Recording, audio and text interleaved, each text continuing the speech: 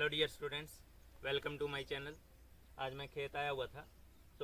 खेत आया था तो वैसे तो मेरा मन था, इंटरेस्ट था कि आप लोगों के साथ लाइव आकर मैं अपना खेत दिखाऊं, प्लस आप लोगों के साथ जो है कम्युनिकेट करूं। आज आप लोगों के साथ कुछ बातें करनी थी तो अभी भी करेंगे, लेकिन चलो आज इस यूट्यूब वीडियो के थ्रू ही कर लेंगे। लाइव मैं यहाँ से आ नहीं सकता, मोबाइल में जो है यूट्यूब लाइव का ऑप्शन मेरे को मिल नहीं रहा है, और लैपटॉप के थ्रू मैं ऑब्वियस सी बात है खेत में लैपटॉप लेके तो घूमूंगा नहीं। तो उससे पहले जस्ट थोड़ा इधर उधर आप लोग मेरा खेत देख लें, उसके बाद मैं आप लोगों के साथ करता हूँ कुछ बातें। अभी इस बार काफ़ी अच्छी बारिश हुई है। ये यहाँ पे जो भी ये फसल है वो सब बारिश के ही बल पे है। ठीक है, यहाँ पे हम लोगों ने इधर कोई जो है ट्यूबवेल नहीं लगवाई हुई है, लगवानी है, लगेगी थोड़े दिनों में। लेकिन अभी जो ये फसल है वो पूरे बारिश से ही है, और काफ़ी अच्छी हरियाली है। इस बार काफ़ी अच्छी बारिश हो गई है। जहाँ तक आप लोग देख रहे हैं यहाँ पूरे लंबे में फैला हुआ है अपना ये खेत। ये जहाँ ये आप लोग, हम लोग इसको पाल बोलते हैं, ये पाल वगैरह जो हमने बांधी हुई है, इस पाल के आगे तक भी, काफ़ी आगे तक भी अपनी ज़मीन है। सड़क आती है आगे, उस तक है अपनी ज़मीन।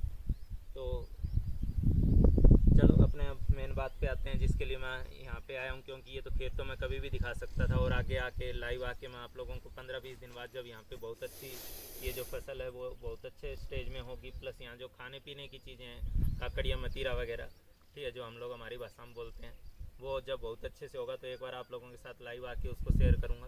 तो कल एज यूजुअल आपको इस चीज़ के लिए आया हूँ भाई कि कल आप लोगों का नीट का एग्ज़ाम है, और नीट के एग्ज़ाम से पहले बहुत सारे बच्चे सर कुछ तो बताइए, सर कुछ तो बहुत अजीब लग रहा है, बहुत डर लग रहा है सर, बिल्कुल मोटिवेशन नहीं आ रहा है, प्लीज़ मोटिवेट कर दीजिए। ठीक है, तो ये हालांकि मोटिवेशन वगैरह करना हो, ये कर पाना, ये मेरे बस की बात ही नहीं है। मेरे को बहुत अच्छी स्पीच देनी आती नहीं है, मैं तो अपनी वही गंवार भाषा में बात करता हूँ और गंवार भाषा में ही बोलता हूँ। तो चलो मोटिवेशन का तो बस ये है यार कि आप लोग पहली बात तो इस टाइम जितना अपने आप को रिलैक्स रख सकते हैं उतना रिलैक्स रखें। कोई भी क्वेश्चन बैंक उठा के क्वेश्चन लगाने की कोशिश ना करें, इधर उधर के क्वेश्चन लगाने की बिल्कुल कोशिश ना करें। जो भी है एनसीईआरटी खोल लें, अगर ज़्यादा ही आपका पढ़ने का मन हो रहा है, एनसीईआरटी के अलावा कोई और बुक नहीं, एनसीईआरटी खोल लें। एनसीईआरटी के अंदर बिटवीन द लाइन्स जहाँ भी आप पढ़ पा रहे हैं, जो भी पढ़ पा रहे हैं, पढ़ते रहिए। बस मतलब अपने आप को बिजी रखिए, आप बहुत ज़्यादा पेपर को लेके सोचें ना।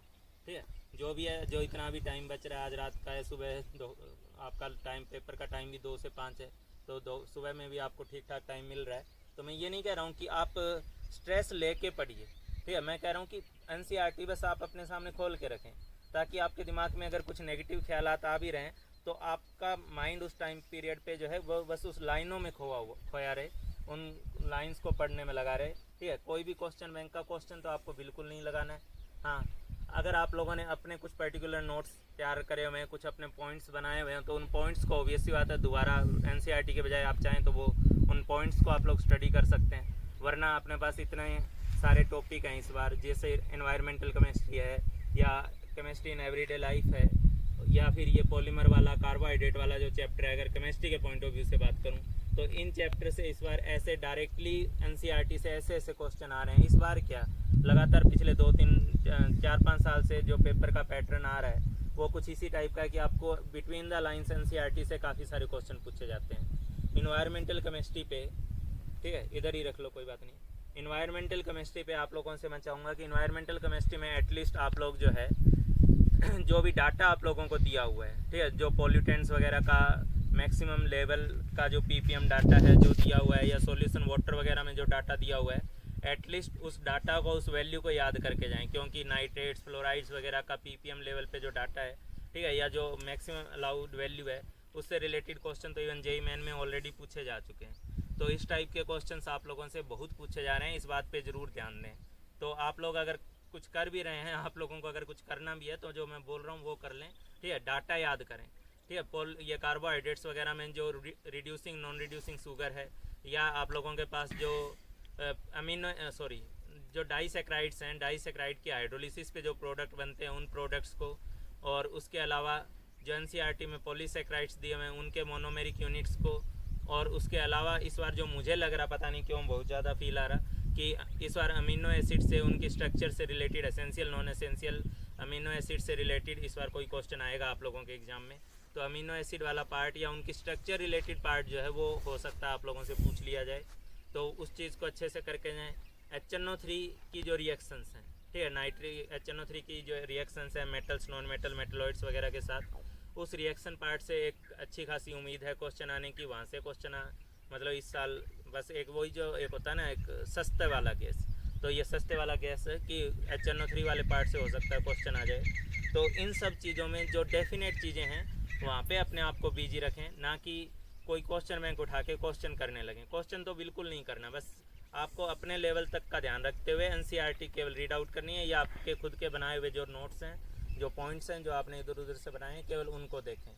दूसरी बात, पेपर देने के दौरान, पहली बात तो पेपर देने के टाइम आप टाइम से पहुँचें, और जो भी अपनी सिक्योरिटी है, जो भी अपनी हम लोग अपनी केयर ले सकते हैं वो पर्टिकुलरली केयर लें, ठीक है। जो भी आप लोगों को मास्क तो वगैरह वहाँ वैसे ही लगा के जाना ही है, वो आप लोग छोड़ ही नहीं सकते, आपको वहाँ पे मास्क अलग से भी दिया जाएगा।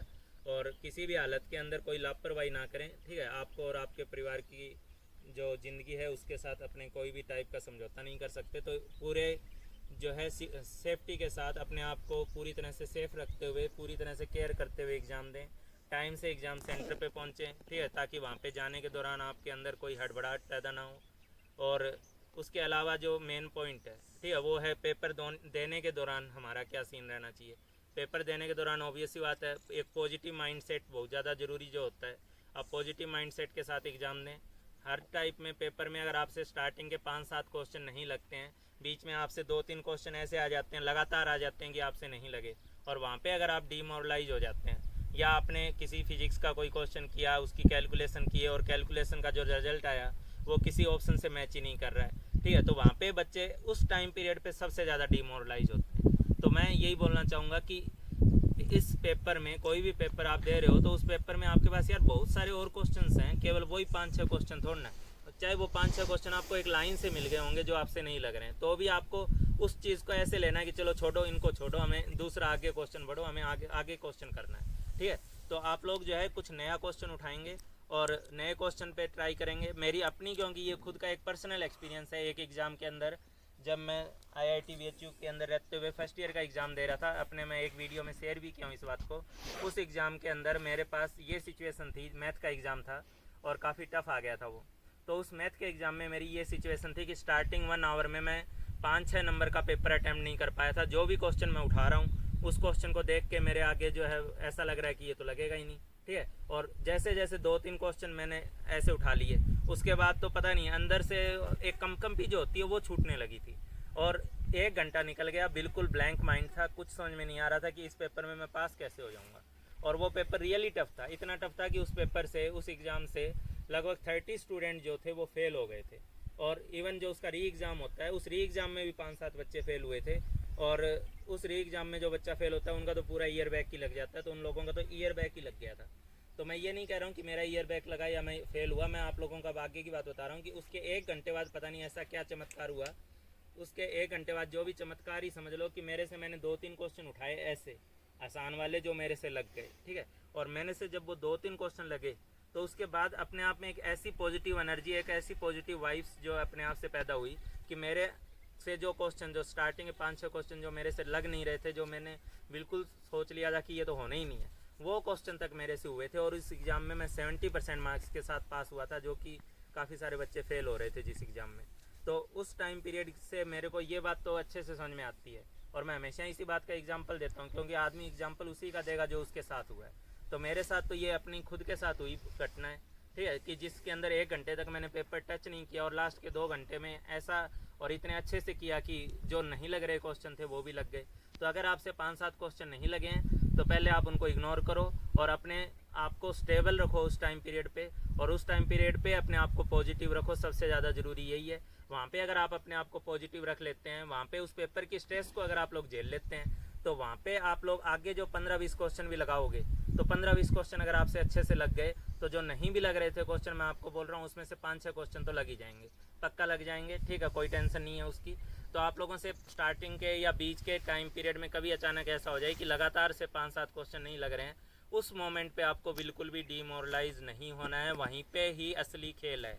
तैयारी तो साल भर बच्चा करता है यार, हर एक बच्चा करता है, और इस बार का जो पेपर है, ठीक है, उस पेपर के अंदर जो अब तक इसने एनटीए ने जेईई मेन के जो भी पेपर करवाए हैं उस पेपर के बेसिस पे मैं बोल रहा हूँ कि इन लोगों ने इस बार के पेपर को इतना स्ट्रेट फॉरवर्ड रखा है, डायरेक्ट जो ऑप्शन है वो क्लियर कट समझ में आ रहा है, जो बच्चा पढ़ा है उसको क्लियर कट समझ में आ रहा है कि हाँ ABCD में कौन सा ऑप्शन है। ये नहीं कि उसको कन्फ्यूजन हो रही है कि यार A भी हो सकता है या B भी हो सकता है, इस टाइप की कन्फ्यूजन भी उन्होंने क्वेश्चन पेपर में नहीं छोड़ी है। अगर गलती होगी तो आप लोगों से कोई ब्लंडर गलती होगी तभी आप लोग गलत करके आओगे, ठीक है, वरना इस बार ऑप्शंस में बहुत ज़्यादा कन्फ्यूजन्स तो उन लोगों ने दिया ही नहीं है कि एक जैसे मिलते जुलते ऑप्शन दे रखे हों, हमसे लग नहीं रहे हों, ऐसा कुछ तो है ही नहीं, ठीक है। तो मैं आपको बता रहा हूँ कि पेपर बहुत सिंपल आएगा, ठीक है। ये क्यों सोचते हो यार कि हम तो इतना पढ़ लिए और पेपर पता नहीं क्वेश्चन कहाँ से आ जाएंगे, ऐसा थोड़ा ना होता है।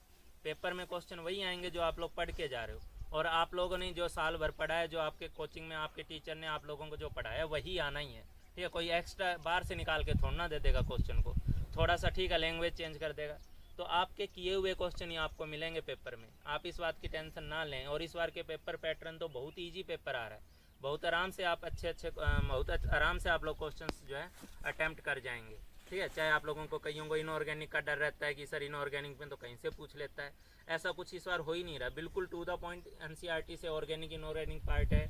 फिजिकल में कैलकुलेशंस वगैरह बहुत ज़्यादा कुछ आ नहीं रही है, बहुत सिंपल क्वेश्चंस आ रहे हैं, तो इन सब क्वेश्चन को आप लोग कर ले जाओगे। आप अपने आप में इस सेल्फ बिलीफ को डेवलप करें कल के लिए एटलीस्ट, ठीक है, कि हाँ हम लोगों से क्वेश्चन हो जाएगा। अगर 5-6 नहीं भी हुआ तो मेरे पे फ़र्क नहीं पड़ रहा, मेरे से आगे वाला क्वेश्चन हो जाएगा, ये सोच अपनी ज़रूर होनी चाहिए, ठीक है।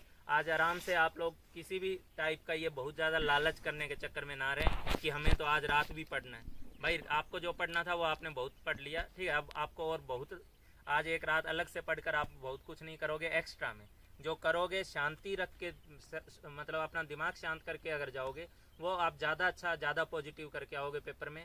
तो टाइम से आप लोग सोना ज़रूर है, ठीक है, आपको हर हालत में 9-10 बजे के आसपास अच्छे से खाना खा करके और सो जाना है। नींद नहीं भी आ रही है आंखें बंद करके लेट जाओ, पढ़ जाओ, ठीक है। 10 बजे नहीं 11 बजे तक आप लोगों को अपने आप नींद आएगी, ठीक है, आ जाएगी नींद, टेंशन मत लो, आप पड़े रहो, बेड पे पड़े रहो भाई किसी भी तरीके से, ठीक है। हाँ, बार बार कभी उठ के मोबाइल चला रहे हो, कभी उठ के एनसीईआरटी खोलने लग गए, ठीक है, एक बार मन किया अरे यार उस टॉपिक में वो क्वेश्चन था, वो डाटा भूल रहा हूँ, चलो देख लेता हूँ, लेटे लेटे के मन में ये ख्यालात आते ही रहते हैं, वो नहीं करना, ठीक है। बिल्कुल साइड में छोड़ के 10 बजे हम लोग आराम से सोएंगे और सुबह टाइम से हम लोग, और पेपर वाले दिन तो होता ही है आप लोगों की आंख, क्योंकि इतना स्ट्रेस फील करते हैं तो अपने आंखें खुली जाती है, टाइम से उठ ही जाओगे, उसमें कोई बड़ी बात नहीं है, वो हर बच्चा उठ जाएगा, ठीक है। ये जो अक्सर बच्चे मेरे को बोलते हैं, अभी जेईई मेन का एक बच्चा मेरे को बोल रहा था सर कि पेपर में जाके पता नहीं क्या हुआ, अंधेरा छाने लगा पेपर में। 1 साल भर सर मैंने इतनी मेहनत करी थी, बहुत मेरे को उम्मीद थी कि मैं अच्छा कर लूँगा या कर लूँगी, लेकिन पेपर में मेरे साथ फिर गड़बड़ हो गई। तो ये सब चीज़ें क्यों होती है, क्योंकि उस टाइम पीरियड पे आप लोगों ने अपने दिमाग को शांत नहीं किया होता, आप जानबूझ के वहाँ पे स्ट्रेस लेके चल रहे होते हैं, वो स्ट्रेस तो एटलीस्ट आप बिल्कुल मत लें, ठीक है। स्ट्रेस को आज के लिए इग्नोर कर दें, आप कुछ नया नहीं करेंगे, जो भी है आपने जो ऑलरेडी पढ़ा हुआ है उसी पे उसी के लिए बस अपने आप को सफिशिएंट मानो कि हाँ भाई मैंने पढ़ लिया, ठीक है। और टाइम से सोएंगे, सुबह टाइम से उठेंगे और प्रॉपर सेफ्टी के साथ टाइम से पहले ही अपने सेंटर पे पहुंच जाएंगे। जो चीज़ें उन्होंने मंगवाई है मैं उम्मीद कर रहा हूँ वो सब आपको पता ही है, क्या पहन के जाना है, क्या लेके जाना है, ठीक है। तो इन सब चीज़ों को अच्छे से साथ में लेते हुए आप लोग जाएँ और अच्छे से एग्ज़ाम दे के आएँ। इसके लिए मैं आप सबको ऑल द बेस्ट बोल रहा हूँ, बेस्ट विशेस मेरी तरफ से आप लोगों को आपके एग्ज़ाम के लिए। तो आप अच्छा करके आएंगे मेरे को पूरी उम्मीद है कि बिल्कुल, कई लोग तो जो हैं आप लोग इतना अच्छा रिजल्ट देंगे कि सुन के ही तबीयत खुश हो जाए, ठीक है। तो आप लोग करोगे ऐसा, ठीक है। आप अपने आप को जो है हर तरीके से बस पॉजिटिव रख के जाओ, ठीक है। कुछ भी एक्स्ट्रा सोचो ही मत, नेगेटिव तो थॉट दिमाग में आने ही मत दो, ठीक है। अपने आप को पॉजिटिव रखो, हर हालत में पॉजिटिव रखो। जो आपने साल भर तैयारी की है क्वेश्चन वही आने, आप ये सोच के जाओ यार कि जो मैंने पढ़ा, ठीक है, एनसीईआरटी में क्या छोड़ो, जो मैंने पढ़ा है क्वेश्चन वही आना है, बस ये सोच के चले जाओ, ठीक है।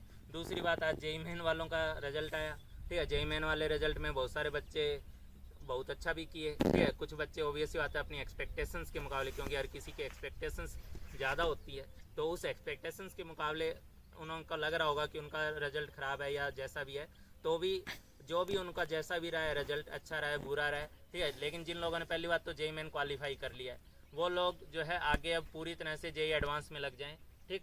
बड़े आराम से जो बंदा जेईई मेन में ये मान के चलो 10-12 हज़ार रैंक लाया, वो भी बंदा जेईई एडवांस के अंदर 2,000-3,000 रैंक ला सकता है और एक अच्छे आईआईटी कॉलेज में चला जाएगा और एक अच्छी जो वहाँ पे उसको 10-12 हज़ार रुपये एनआईटी लेने में, जो एक अच्छी एनआईटी अच्छी ब्रांच लेने में दिक्कत हो रही है, उसकी बजाय वो एक अच्छे आईआईटी में पढ़ रहा होगा।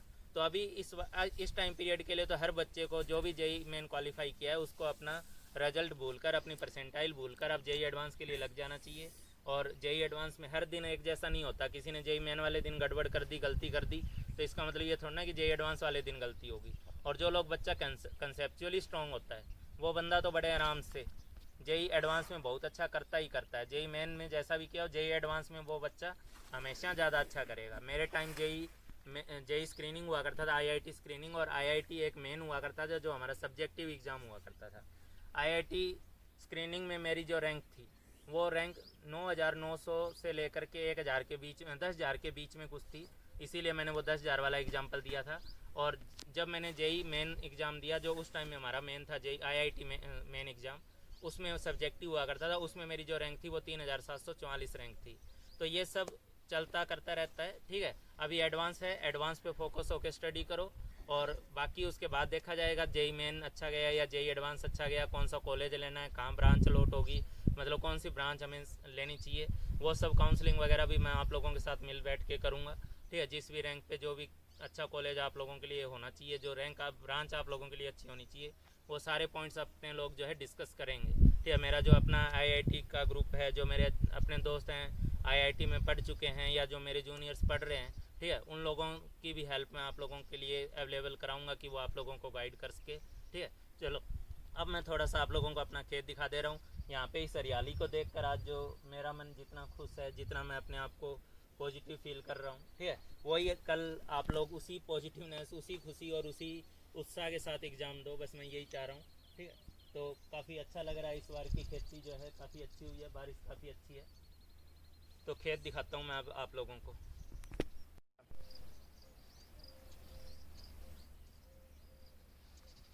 हाँ भाई, आप लोगों को आज ज़रा अपना खेत भी दिखा दे रहा हूँ। और ये जहाँ मैं चल रहा हूँ, चलता रहे, ये जो मैं चल रहा हूँ ग्वार में चल रहा हूँ, ग्वार बोलते हैं हमारे यहाँ इसको। और ग्वार का जो पर्पज़ है वो कुछ ग्वार गम बनाने में यूज़ होता है, जो दवा वगैरह में भी यूज़ होता है आगे। ये ग्वार, इसमें बहुत सारी जो ये बेलें लगी हुई है, ये वाली बेलें, हमारे यहाँ इनको थोड़ा लैंग्वेज आप लोगों को समझ में नहीं आएगी, इसको हम लोग जो है मतीरा बोलते हैं, मतीरा और काकड़िया। ये किसकी है, काकड़िया की है मतीरे, मतीरा। चलो ये काकड़िया और मतीरा, ककड़ी मत समझना इसको, ककड़ी अलग चीज़ है, काकड़िया, ठीक है। राजस्थानी में ये दो चीज़ें, काकड़िया और मतीरा। मतीरा तो वैसे तरबूज जैसा होता है बिल्कुल, ठीक है। आप लोग तो डिफेंस भी नहीं कर पाओगे कि तरबूज क्या है, मतीरा क्या है, लेकिन अभी थोड़े दिन की बात है, 10-15 दिन के अंदर अंदर, 15-20 दिन के अंदर अंदर यहाँ पे बहुत गजब सिचुएशन हो जाएगी। जहाँ चलेंगे वहाँ रास्ते में मतीरा तोड़ा, काकड़िया तोड़ा खाते रहेंगे। खाने पीने का, घूमने का, ये जो 10-15-20 दिन रहता है इस टाइम के आसपास में, एक बार जब लग जाएंगे उसके बाद गजब मज़ा आता है। हम लोग पूरी फैमिली, इवन मेरे जो दूर के बाहर के रिश्तेदार जो रिलेटिव्स हैं वो भी आते हैं दिल्ली से, सिरसा से। और पहले तो बहुत अच्छा यहाँ पे माहौल रहा करता था, ठीक है, अभी भी रहता है, लेकिन अब मेरा आना उतना नहीं हो पाता। मैं तो बहुत कम टाइम के लिए दशहरे के आसपास आता हूँ। हालांकि दशहरे में भी उस टाइम तक यहाँ पे उतना कुछ बचता नहीं है। जो ये खाने पीने की मैं बात कर रहा हूँ, काकड़िया या मतीरा की बात कर रहा हूँ, थोड़ा घुमा के दिखाए इसको पूरे खेत को।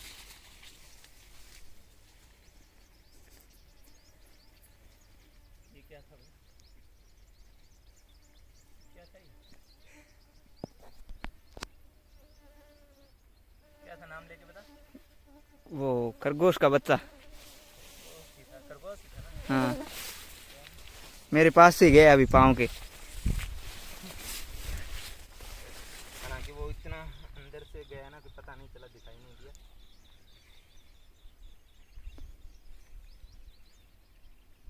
तो एक चीज़ और, हाँ एक चीज़ तो बताना ही भूल गया मैं आप लोगों को।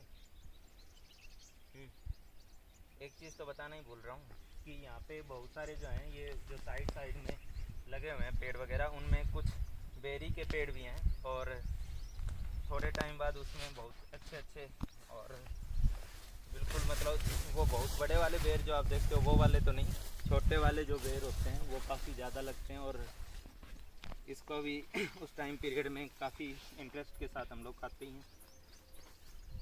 तो तरबूज, बेर, सॉरी मतीरा, बेर और ककड़ी, ये 3 चीज़ें तो यहाँ पे इतनी ज़्यादा उस टाइम मिलेगी 15-20 दिन के बाद कि एक दिन के अंदर सुबह निकल एक बार के लिए यहाँ आओ, ठीक है, पूरा अपना अच्छे से खा पी के रज के जहाँ भी मिला, जहाँ दिखाई दिया वहीं तोड़ो, खाओ, जाओ। और जब 20-20, 25-25 लोग एक साथ हम लोग यहाँ रहते हैं तो फिर तो एक अलग ही नज़ारा भी रहता है यहाँ पे। और यहाँ तक आप इतना दूर तक देख रहे हैं, ठीक है, बहुत लंबे तक इधर में या इधर में ये सब अपना ही है, ये अपना ही पेड़ है पूरे।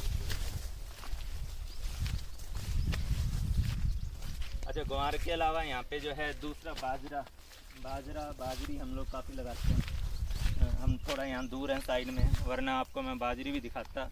ग्वार, बाजरा, तिल, ये 3 चीज़ें हम लोग मेनली यहाँ पे लगाते हैं। उसके अलावा जैसे अगल बगल वाले लोग, हमने यहाँ ट्यूबवेल नहीं लगवाई है अभी तक, ट्यूबवेल वगैरह अगर है तो फिर यहाँ पे मूंगफली भी काफ़ी होती है, मूंगफली लोग लगाते हैं। 15-20 दिन बाद मैं एक बार दोबारा लाइव आऊँगा आप लोगों को मतीरा काकड़िया दिखाने के लिए कि मतीरा क्या है, काकड़िया क्या है, ठीक है। आप लोगों को खिला तो नहीं पाऊँगा, लेकिन चलो कोई बात नहीं, मुझे खाते हुए देख लें, ठीक है।